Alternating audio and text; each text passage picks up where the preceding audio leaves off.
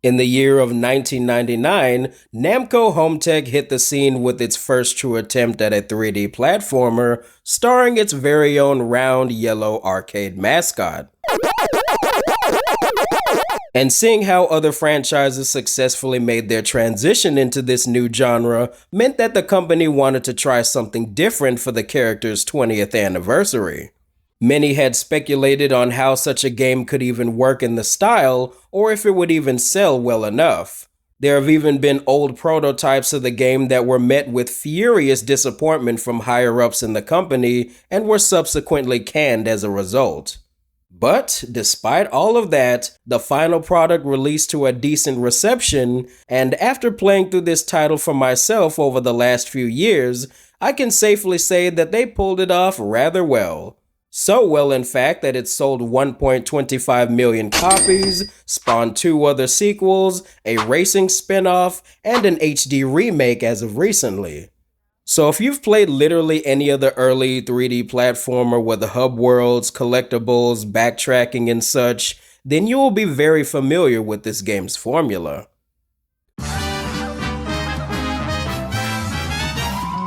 Pac-Man World opens with all of his friends and family gathering to set up a surprise party for his 20th birthday, hence the name of the game, and they all get kidnapped one by one and sent to Ghost Island, leaving Pac-Man with the task of saving them and unmasking this mechanical imposter called Pac-Man. I quite enjoyed this cute little pre-rendered cutscene they have here. Despite the PlayStation's low-resolution graphics, I think it looks good for the time and sets the stage for what's to come next. Also, where else do you get to see Pac-Man screaming his head off like this?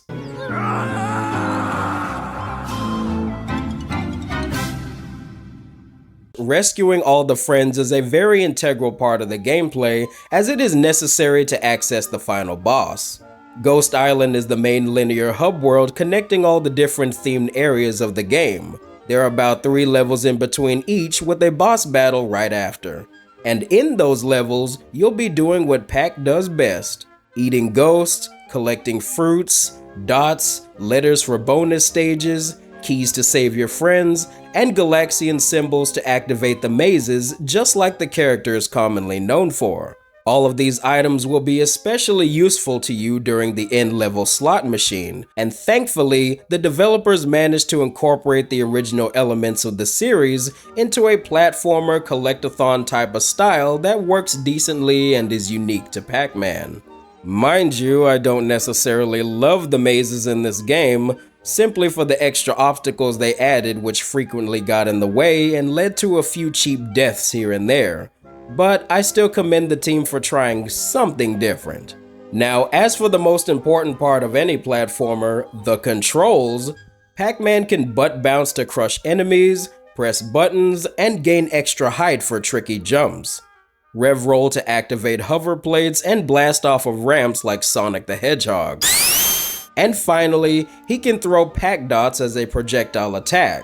All of his moves are simple and mostly useful throughout the game. I say mostly because the Pac dot throw is largely useless and will only be needed towards the end. Also, its range is absolutely horrendous, and you have to jump in the air just to maybe land a hit on something. In addition to that, we have the metal ball and super butt bounce power-ups to use. They are functional yet situational at best. I'll say the mechanics are pretty tight for the most part, so can't complain there. However, this game is no stranger to the PS1's archaic pitfalls every now and then, such as wonky hit detection, occasionally slippery physics, and I guess the depth perception caught me off guard a few times, I guess? Most of these issues are prevalent in the boss battles as well, and if I had to sum up all of them in a nutshell, I'd say the first one is okay, the second one is still bullshit because they throw way too many obstacles at you at once, the third one is good because Galaga, the fourth one sucks because of ice physics and camera, the fifth one is slow and tedious, and the sixth and final boss is actually pretty decent, and the only time in the game that requires you to use the Pac dot throw. The boss battles in general feel like the dev team kind of threw everything at the wall to see what would work and test out some mechanics. And if you can get past those issues, Pac-Man World is a fun and charming experience with a rather catchy soundtrack. For an experimental first attempt at a new 3D platformer featuring an arcade game character, it actually turned out alright. You can definitely feel the roughness around the edges, and maybe this title could have baked in the oven for a little while longer, but regardless, what we have here is solid, and lays down the groundwork for future improvements in the sequels. So yeah, I think Namco did good. Now, this is a pretty old game, so it hasn't been ported on anything in a while, but if you still want to experience it, I'm afraid you're gonna have to dust off that old PS1 sitting in the back of your closet, or just play Pac-Man World re-pac, a decently faithful remake of the original title. But, anywho, that's gonna do it for this discussion. Have you played Pac-Man World 20th Anniversary for PS1? If so, did you like it? Did you hate it? Let me know in the comments below. And if you're new here, maybe smash the like button and subscribe to the channel for more. With that, I'm gonna go eat some delicious fruit, and I'll see you next time.